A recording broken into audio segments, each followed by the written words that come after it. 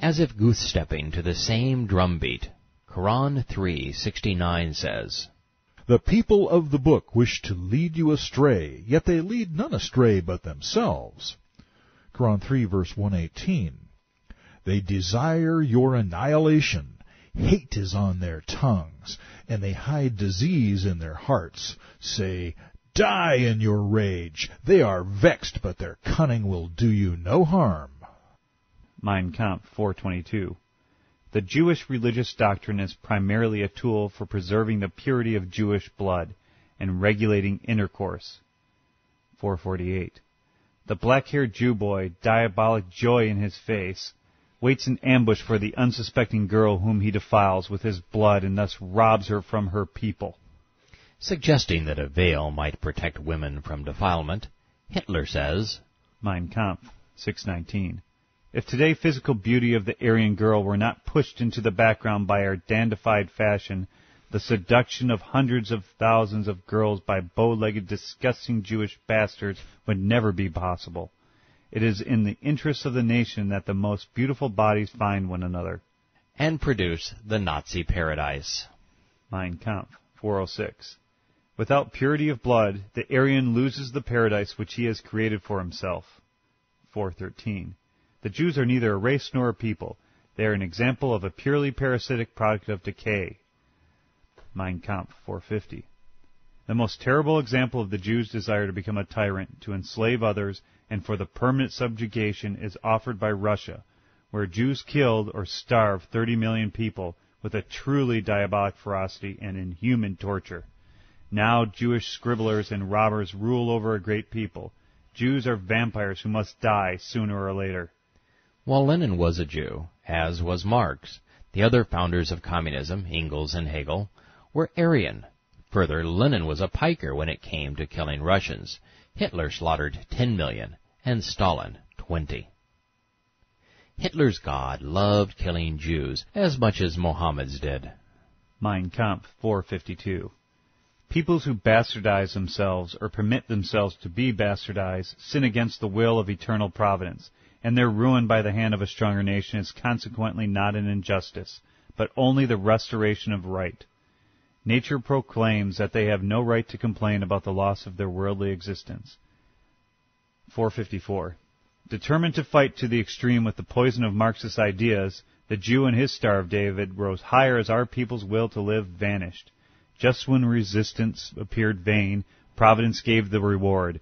Victorious by the sword, it followed the law of eternal revenge. 489. Woe to the people that is shamed of seizing the Jews. Ishaq. Some Muslims remained friends with the Jews, so Allah sent down a Koran forbidding them to take Jews as friends. From their mouths hatred has shown itself, and what they conceal is worse. Koran 2:59. We sent a plague upon the Jews. Koran 17 verse 7. We shall rouse our Muslim slaves to shame and ravage you Jews, disfiguring your faces. Trying to pit Christians against Jews, Hitler said of the Messiah, Mein Kampf 4:23. The sublime founder of the new doctrine made no secret of his disposition towards the Jewish people. He even took to the whip to drive them out of the Lord's temple, for this Christ was crucified. Not only was the Messiah a Jew, he loved Jews so much he surrendered his life to save them. What the Messiah didn't like was the Jewish religiothek, the man-made and political departure from a simple and powerful relationship to a complex and emasculated religion. I am often confronted with racist Muslims condemning Jews based upon a book called The Protocols of the Wise Men of Zion. In that light, I find the next entry in Mein Kampf incriminating. Mein Kampf 4:23. The entire existence of the Jews is based upon a continuous lie, one shown in an incomparable manner and certainly in the protocols of the wise men of Zion.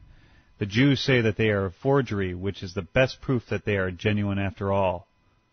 The scholars who translated Mein Kampf wrote, "The Protocols of the Wise Men of Zion were first circulated in Russia during the early years of the 20th century.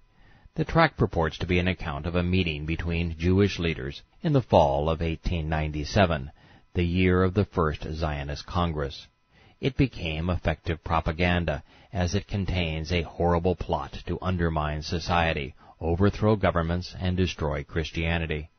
However, the minutes of the meeting are copied verbatim from a dialogue in Hades between Machiavelli and Montesquieu, in an attack on the Masons and the Bonapartists, written in French by Maurice Joly in 1868. The Protocols merely substituted the word Jew for devils. Further, the anti-Christian plot was stolen from a novel published by John Ratcliffe in 1868. He depicts a fictional scene in which an imaginary annual meeting of the 12 tribes of Israel occurs in Prague's Jewish cemetery. They discuss measures calculated to destroy Christians.